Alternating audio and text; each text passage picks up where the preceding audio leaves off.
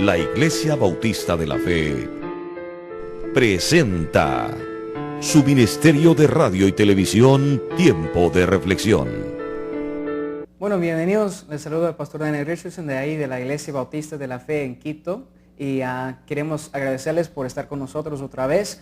Estamos hablando estas 2 semanas acerca de qué? Acerca de los distintivos bautistas. La gente me dice, ¿qué es un bautista? Porque su iglesia se llama bautista y por eso estamos hablando de eso. Y realmente lo que yo creo que son las doctrinas fundamentales, pero básicos para entender y que cada cristiano, sea bautista o no, debe aplicar a su vida.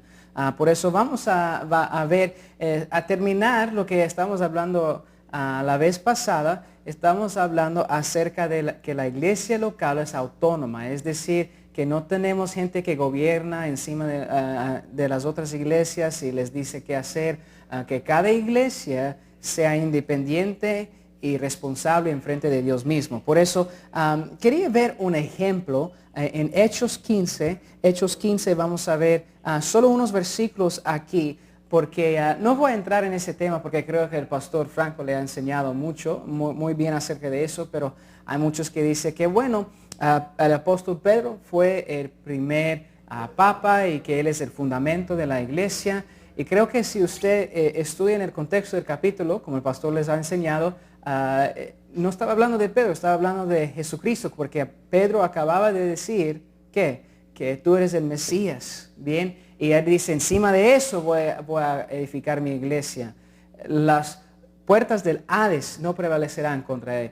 Y por eso es interesante, Pedro fue un hombre, pecó, vemos en la Biblia, y es muy difícil decir que no van a prevalecer contra él, pero contra Cristo podemos decir, y en el contexto y estudiando vemos que esto es verdad. Pero sabiendo eso, llegamos también a un ejemplo. Mira un ejemplo en Hechos 15, versículo 1 y 2. Entonces algunos que venían de Judea enseñaban a los hermanos, si no os circuncidáis conforme al rito de Moisés, no podéis ser salvos. Como Pablo y Bernabé tuviesen una discusión y contienda no pequeña con ellos, se dispuso que subiesen Pablo y Bernabé a Jerusalén, y algunos otros de ellos a los apóstoles y a los ancianos para tratar esta cuestión. Por eso vemos que en la iglesia primitiva había una pregunta acerca de doctrina realmente, de lo que quería Dios, de lo que enseñaba Jesús. Y por eso Pablo dice, bueno, yo y Bernabé estamos hablando y ustedes están contra y esto no creemos que es, como diríamos hoy, bíblico, que es conforme a las Escrituras,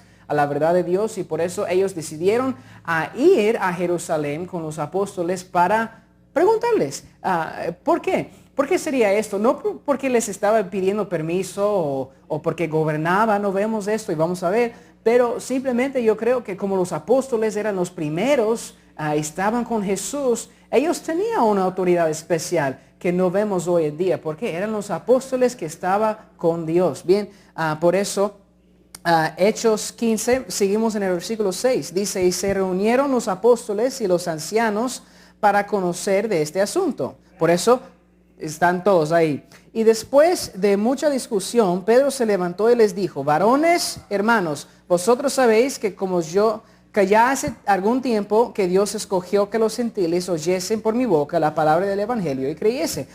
Pedro se levanta y habla. Pero después no tiene la palabra final Pedro, como diría mucha gente. En el versículo 13 y 14, y cuando ellos callaron, Jacobo respondió diciendo, varones hermanos, oídme, Simón ha contado como Dios visitó por primera vez a los gentiles para tomar de ellos pueblo para su nombre. Y ahí dice el versículo 19, por lo cual yo juzgo que no se inquiete a los gentiles que se convierten a Dios. Por eso solo quería enfocar en ese ejemplo de la Biblia. Los que quieren decir que Pedro fue la autoridad y tenía la palabra final, no vemos eso. Por eso vemos que la autoridad de la iglesia de cabeza es Cristo. De ahí tenemos los pastores y diáconos, vamos a ver bien. Por eso quería seguir con el próximo punto. Quería seguir hablando de las 2 ordenanzas. ¿O qué es una ordenanza? Más o menos para entenderlo es una costumbre o práctica establecida podemos decir por la iglesia. Muchos le quieren comparar con sacramentos, pero sacramentos muchas veces la gente hace para ser salvo por medio de cumplir y hacer estas cosas. Y las ordenanzas no nos salvan, pero es una práctica, una costumbre establecida porque Dios nos mandó a hacerlo y creemos que es bíblico porque Dios dijo hacerlo. Lucas 22, versículo 19, habla de lo que muchos dirían que es la segunda, que llamamos la Santa Cena, mucha gente. Por eso, y tomó el pan y dio gracias y lo partió y les dio, diciendo, esto es mi cuerpo que por vosotros es dado, haced esto en memoria de mí. De igual manera, después que hubo cenado, tomó la copa, diciendo, esta copa es el nuevo pacto, mi sangre, que por vosotros se derrama. Y de ahí, Pablo en el 1 Corintios 11, 23 al 26, habla de esta circunstancia y este ejemplo, y dice en el versículo 26, así pues todas las veces que comieras este pan y bebieres esta copa, la muerte del Señor anunciáis hasta que Él venga. La meta de lo que llamamos la Santa Cena no es para recibir salvación, y creo que vemos esto en otro estudio, pero la cosa que sí podemos ver es que es para anunciar la muerte del Señor, lo que Él ha hecho por nosotros, para recordarlo, porque el Señor mismo dijo, haced esto en memoria de mí. Por eso vemos que esto es lo que diríamos la segunda, pero antes de llegar a la segunda hay una primera. ¿Y qué es esto? Decimos que es el bautismo. ¿Por qué sería eso? Porque después de poner su fe, lo que hemos hablado en este canal de la salvación, de la Biblia, se debe bautizar. Y vamos a ver, no es para salvación, pero es para obediencia a Dios. ¿Por qué? Primeramente, Mateo 3:16, ¿qué pasó? Y Jesús, después que fue bautizado, es decir, Jesús se bautizó para darnos un ejemplo, no que necesitaba, pero para darnos el ejemplo. Y de ahí, ¿qué dice ahí? Quiero enfocar en eso. Subió luego del agua. Por eso se bautizó y tenía que subir del agua. No es que solo le tomaron una copita de agua y lo echaron en la cabeza. Tenía que subir del agua, estaba en un río, me explico.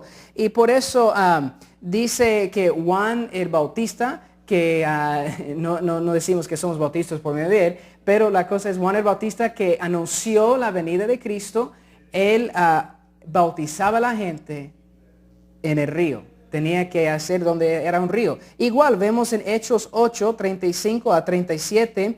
Entonces Felipe, abriendo su boca y comenzando desde esta escritura, le anunció el evangelio de Cristo. Y yendo por el camino, llegaron a cierta agua, y dijo el eunuco, aquí hay agua. Por eso, están en el camino, aquí hay agua. No aquí hay una copita de agua, aquí hay agua. ¿Y qué impide que yo sea bautizado? Felipe dijo, si crees de todo corazón, bien puedes. Por eso el requisito para bautizarte es a creer, a tener fe en la salvación de Jesucristo. Me explico.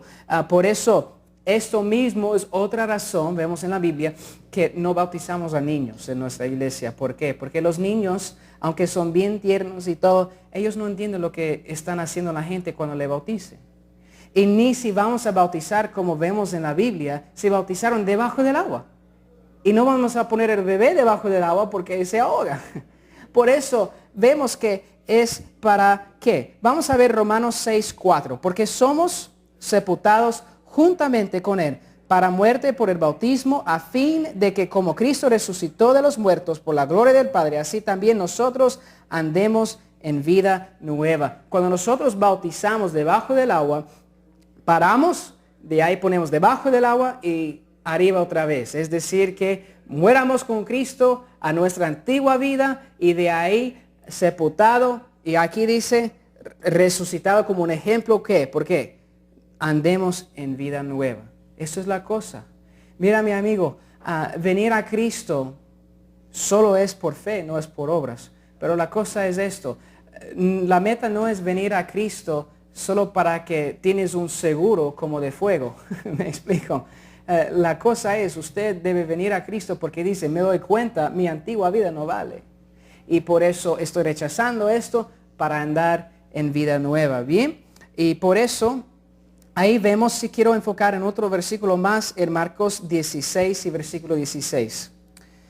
El que creyere y fuere bautizado será salvo, mas el que no creyere será condenado. Por eso mucha gente quiere decir que el bautismo es requisito para ser salvo. Pero esto es una obra buena. Vemos aquí en el 16, el que creyere y fuere bautizado será salvo, mas el que no creyere será condenado. Somos condenados por no creer, no por no bautizarnos. El ladrón en la cruz, Jesús le dijo, estarás conmigo, pero ¿qué? No se bautizó.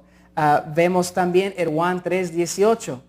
¿Por qué somos condenados? No por no bautizarnos, solo dice por no creer. Por eso recibimos nuestra condenación solo por no creer en Jesucristo y el regalo que ofrece de la salvación. Por eso el bautismo, le dejo con eso, el bautismo es como el anillo de la boda.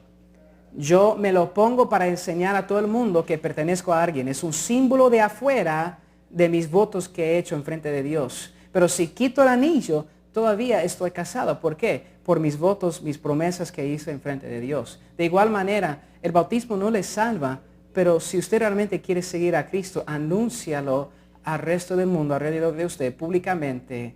He muerto a la antigua vida y ya sigo a Cristo. Bueno, espero que estos versículos le ayuden hasta la próxima vez. Que Dios le bendiga. La Iglesia Bautista de la Fe presentó su ministerio de radio y televisión, Tiempo de Reflexión. La Iglesia Bautista de la Fe le invita a sus servicios de alabanza, adoración y predicación. Kilómetro 9 vía Achone, instalaciones de la Escuela Espíritu Santo.